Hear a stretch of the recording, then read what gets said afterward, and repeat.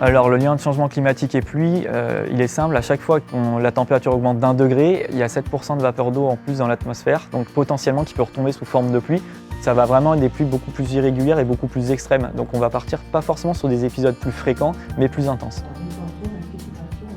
Alors le 17 octobre, on a un épisode Cévenol qui s'est mis en place sur la France et qui est remonté jusqu'au Lyonnais. Donc les pluies orageuses sont arrivées sur sol saturé, contrairement au 8 octobre où les pluies orageuses sont arrivées dès le début.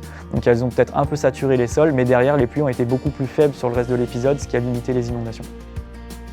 Le Rhône, la Saône, sont nos affluents principaux, ont depuis les années 60 également vu des débits annuels qui ont baissé, mais relativement maîtrisés, de l'ordre de moins de 10%.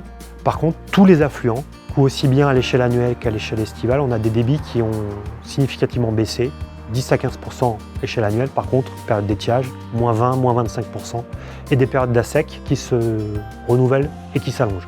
Donc ça va être l'enjeu, retenir l'eau, continuer la sobriété et travailler sur la sécurisation entre les territoires, entre des ressources un peu plus disponibles vis-à-vis de celles qui sont déjà vulnérables. PTGE, ça veut dire Projet de territoire de gestion de l'eau.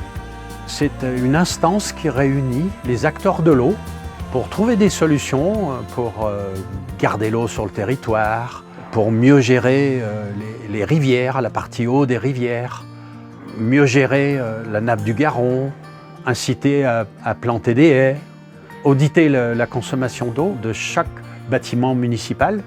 Ce sont des exemples d'actions du PTGE. Historiquement, en fait, l'idée était de collecter au sein d'un même collecteur les eaux usées et les eaux pluviales pour les renvoyer à la station d'épuration. Malheureusement, ça génère de nombreuses nuisances parce qu'il y a des rejets par temps de pluie d'eau usée au milieu naturel.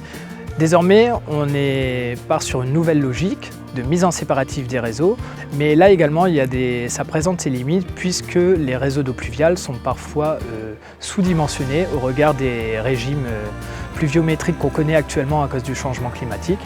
Et donc, désormais, la priorité est donnée à l'infiltration des eaux pluviales et ça permet évidemment finalement de répartir les volumes d'eau sur l'entièreté du territoire qui est en manque. Ça va avoir de nombreux bénéfices environnementaux pour la recharge des nappes phréatiques, sur les aspects biodiversité, la réduction des îlots de chaleur urbains et bien évidemment donc limiter les rejets d'eau usée en temps de pluie par les déverseurs d'orage.